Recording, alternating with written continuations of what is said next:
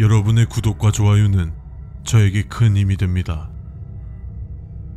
오늘 소개해드릴 레벨은 콥슬레이크입니다. 이 레벨은 레벨 10 내부에 존재하는 콥슬레이크라고 불리는 이름의 인공호수이며 레벨 10의 하위 레벨입니다. 이곳은 가장 가까운 거주지인 멜트타운에서 약 40km 정도 떨어져 있습니다.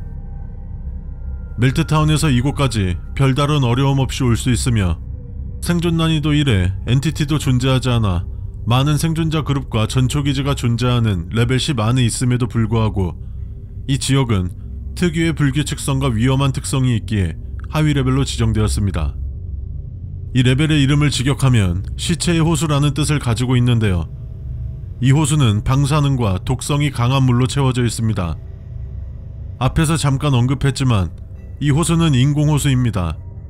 사람이 만든 호수인데 오브젝트 24를 강력한 열로 소멸시키려 했던 여러 차례의 실험으로 생겨났습니다.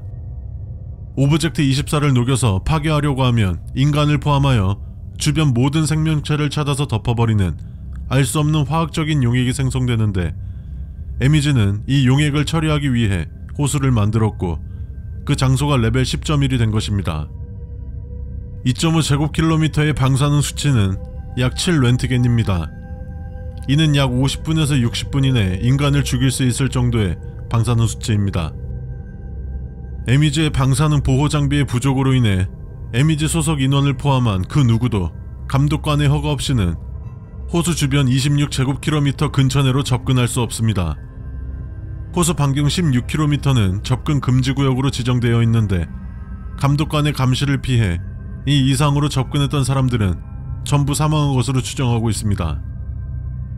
이 금지구역 이상으로 접근하게 되면 피부는 물론 에미지에서 만든 어떠한 방사능 보호 장비도 소용없을 정도로 오염됩니다.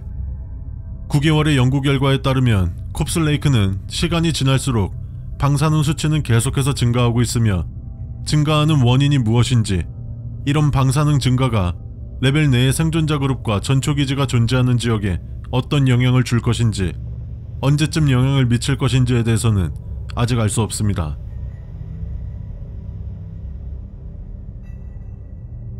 화면에 보이는 표는 시간 경과에 따른 방사능 수치를 나타낸 그래프입니다. 이전 보고서에 따르면 콥슬레이크는 일종의 감각과 기억을 가지고 있는 것으로 보이며 특히 오브젝트 24 월마스크 파괴에 직접적으로 연루된 인원들에게는 굉장히 위협적인 행동을 보였습니다. 이 호수가 만들어진 이후로 많은 사상자가 발생했으며 원래 이 호수의 색은 검은색이 가까운 갈색이었지만 사상자들의 피가 흡수된 이후로는 어두운 핏빛으로 변하였습니다. 에미즈의 방사능 보호 장비는 굉장히 열악하여 이 호수를 이루고 있는 액체에 대해서 자세히 조사할 수는 없었습니다. 따라서 액체를 아주 극소량만을 작은 접시에 옮겨와 연구했지만 극소량만으로 연구에 참여했던 전 인원이 방사능에 피폭되어 사망하였습니다.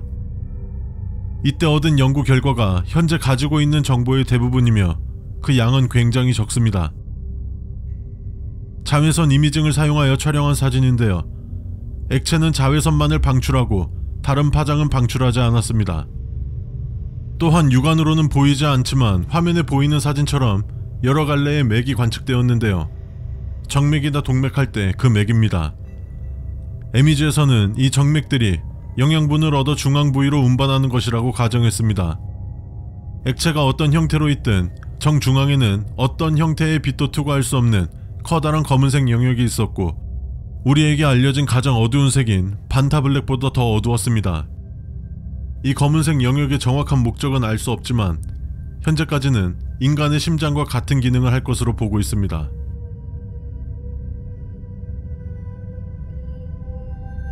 방사능에 노출된 인간은 방사선 중독 현상을 보입니다.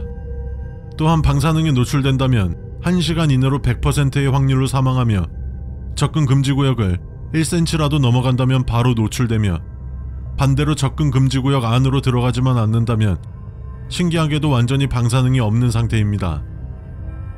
방사선 중독 현상은 3단계로 나뉘는데요. 1단계는 노출 후 10분 이내로 나타납니다. 구토 증상과 강한 메스꺼움을 느끼며 현기증이 동반됩니다.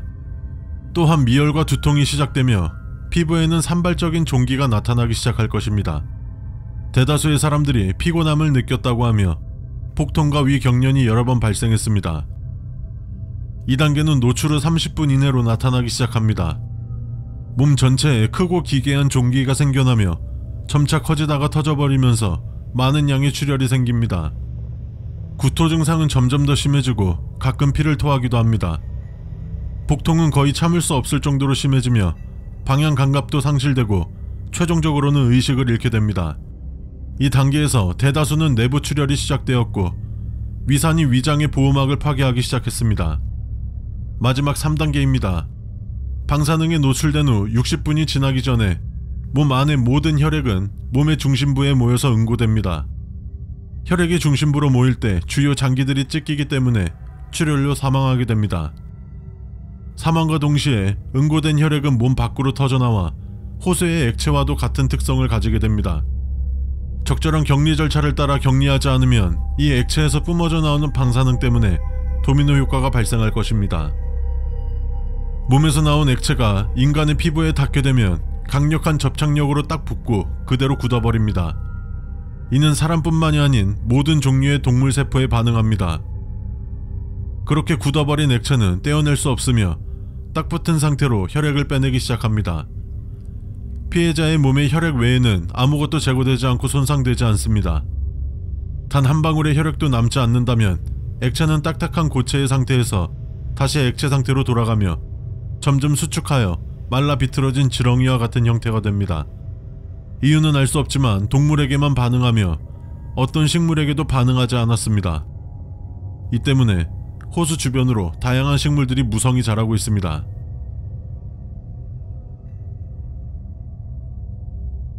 지난 2021년 4월 4일 이 호수 인근 거주지역의 에미즈는 콥슬레이크의 방사능 수치가 계속해서 증가하고 있기 때문에 언제든지 대피할 준비를 해야 한다고 공문을 전달했으며 4개월 뒤인 8월 10일 에미즈에서 대대적으로 호수 주변에 철조망을 설치하기 시작했고 감독관의 허가와 적절한 보호장비 없이는 철조망을 넘어서는 안된다 라는 경고판을 설치하였습니다. 오늘 소개된 레벨은 특정 장소라기보다는 레벨 내의 특정 지역이라는 것이 굉장히 새로웠습니다. 또 레벨이 생겨난 이유가 인간에 의해서라는 것에 놀라웠는데요. 과연 인간은 어디까지 영향을 줄 수 있는 것일까요? 여러분들께서 보고 싶은 레벨 또는 궁금한 엔티티가 있다면 댓글로 남겨주세요. 지금까지 세상의 모든 미스테리 세몸이었습니다.